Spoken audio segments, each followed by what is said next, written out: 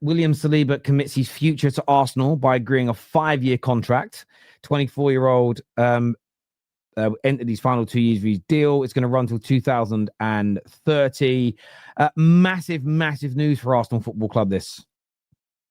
Yeah, it's I would have thought logically maybe he would be one of those players like a Salah or a Ronaldo from us who does end up going to Real Madrid or Barcelona because he's that quality.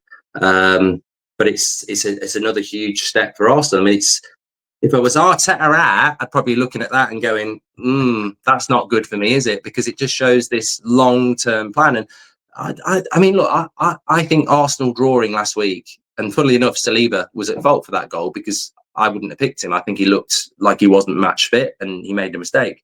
It massively puts the advantage in Liverpool's favour, and maybe Arsenal won't win the league and maybe they won't win the Champions League.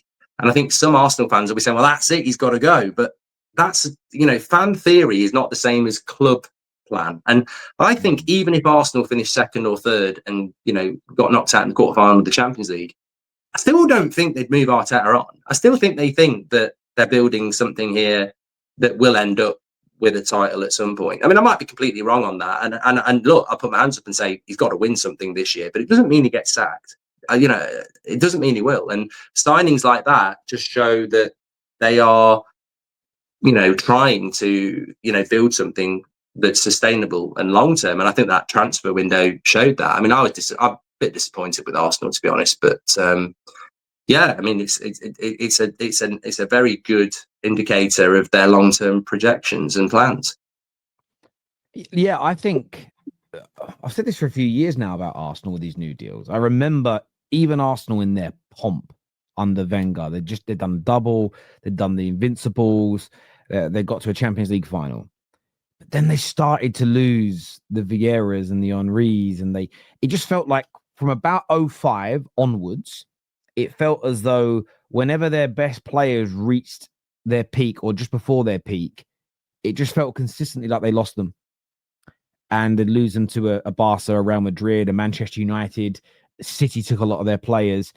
And I remember having this conversation back in 22, 23 with, quite a few Gooners. And I said, look, I know you're really happy with the growth this year. You're in the title race. But I said, don't take your foot off your owner's neck in the sense of they've got to keep investing, which by and large they've done, but probably barring last summer. But can you keep your better players? Because that, for me, is where Arsenal, in the last 5 to 8 years of Wenger, went wrong, is they lost their better players. And they could never build a squad that's as good and as deep as this. And I think you don't have to rate all the players, and Arsenal fans don't, but the new deals for all these individuals, it looks like Saka's going to get a new deal as well. It does two things. It either keeps these players at your club, which is important because they're your best players, or at least maintains their value. So if you sell them, you're getting big bucks. And Arsenal are not notoriously good at selling, and that may not change. But if you've got a Saliba with a contract with 2023, he ain't going for free 2030. He isn't leaving for free like Trent Alexander-Arnold. So I think personally, this is absolutely massive for Arsenal. A great young defender. I want to say young, 24 now, on his way to being the best. But yeah, he's here to stay at Arsenal, and I think Gooners should be absolutely over the moon with that. Personally, I really, really do.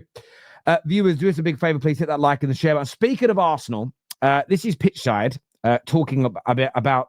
It's only 5 games in, but let's take a little listen to this. Shows how Arsenal are as a team, and I think it comes from your manager. And this is why you won't win the league. And time again, your manager sets up for draws in the big games. He's more bothered about not losing than winning. Your players are celebrating in the corner against, by the way, a team you're better than. You're better than City right now. You've actually got the best squad in the league. You're at home against a Man City side who've gone there, sat back and defended against you because they recognise you're better than them. And still, when you get a goal in the 92nd minute, you're too busy in the corner going mad because the way your mentality is as a team, because of your gaffer, you're buzzing with a draw when actually you should be winning that game because you're better than City. And this is why you won't win the league. Are they not going to win the league? 5 games in? Sorry. Well, I predicted they would win the league, and I won't withdraw that after 5 games because it's too early. And I do think that Liverpool, I don't believe in stats and everything like that, but I saw something this week that Liverpool really should be about 8th. You know, I don't know how that works. What do you mean they really should be 8th? They're first. This is the real world. They're top. What do you mean they really should be 8th? Well, if you put it in, no, the real world has put them top, so they're top. But I think I wouldn't say Arsenal aren't going to win the league yet, but I do think they've done themselves some damage. And I think Tom's absolutely spot on. You know, I really, you know, completely agree. And I'd already said it on Sunday, straight after the game and during the watch along, that I spoke to Robbie about this, Will, as well, from AFTV. Absolutely agree with it. Like, Man City were scared of Arsenal. The tables have turned completely from 2 years ago, where Arsenal would do that to City because they knew City were better than them. I said Arsenal needed to win that game. I don't think they approached the game to win that game. And I think Arteta is too in the shadow of Pep. It's like the fucking, you know, the trainee who is now better than the teacher, but still wiping his arse for him. And it's like, before the game, I saw him going along the City coaching thing, shaking their hands and stuff like that. And that's great. Do it after the fucking game. It's like Roy Keane in the tunnel, right? He might have an Irish teammate next to him as captain. I ain't fucking talking to you until after the game. And I think Arteta has done a great job at Arsenal. And I think he gets unfair criticism. And I've defended him a lot. But my stance is always that, like, even if I really respect somebody and even if I really like them, and even if I'm always going to have their back, if they do something I don't agree with, I have to be true to myself and say, I think you got that wrong. I'm still going to have you back, but I do think you got that wrong. It's like Amorim.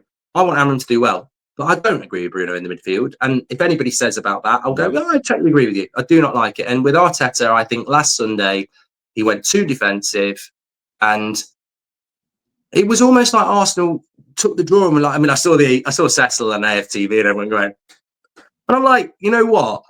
One thing I will say about United fans is there's no way, if we should have beat Man City and we're better than Man City and they've parked the bus against us and we get a late equaliser, there's no way United fans are going to stand there and go, you know what? And that's it. And I think Liverpool fans might be the same, and maybe Chelsea fans the same. And that's something Arsenal just don't have, is that know-how to win. And Arteta doesn't have that know-how to win and doesn't seem to have that drive. I still think it'll happen, but there's, you know, these are still the things that Arsenal need to iron out, because as you were saying, Terry, Saliba, Mascara, Gabriel, Calafiore, Timber, Ben White, Kepa, Raya, Rice, Zubimendi, Norgard, Wanyeri, Moreno, Havertz, Gyökeres, Eze, Madueke, Saka, Martinelli. They've got a really, really good squad, but they've desperately got to learn to back themselves and be more on the front foot, because they can do it, but they've gone a bit reserved, a bit too reserved. And I look at it as a combination of a mixture of things here. So I don't think the celebration of the goal,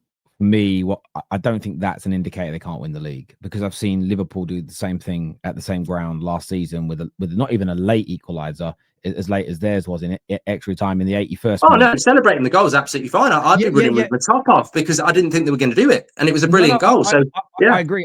My thing was more the starting lineup wasn't right, in the sense of Eze should have started the game and everything else. So that's where I think this is what I think happens when it comes to the hot takes on this, is that people want to make it baby in the bathwater. It's like, okay, taking that ball back to the halfway line isn't going to speed things up too much, because the goal, and every goal, is checked by VAR.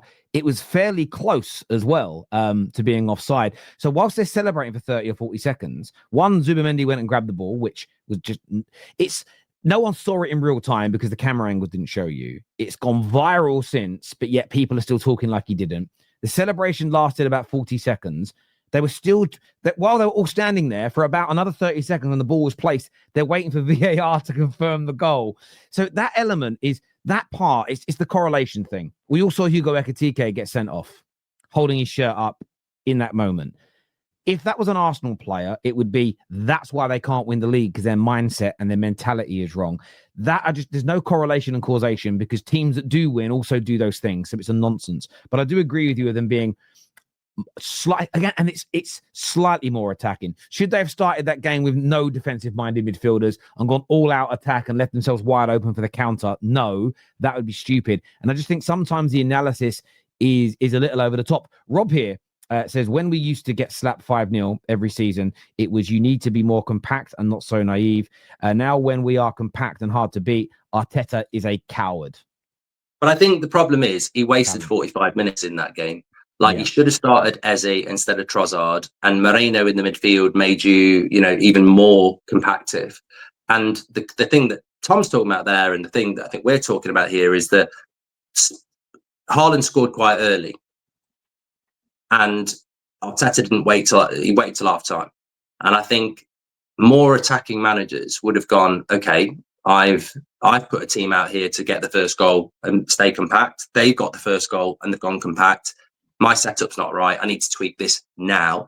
And he didn't do it quick enough. And, maybe if you'd done it 20 minutes before half time, maybe you equalise before half time and then you win it in the second half. And the second thing is, it's all right going compact if you're playing PSG away in the Champions League semi-final, but you're playing Man City at home who've lost 2 of their first 4, are vulnerable and are not very good.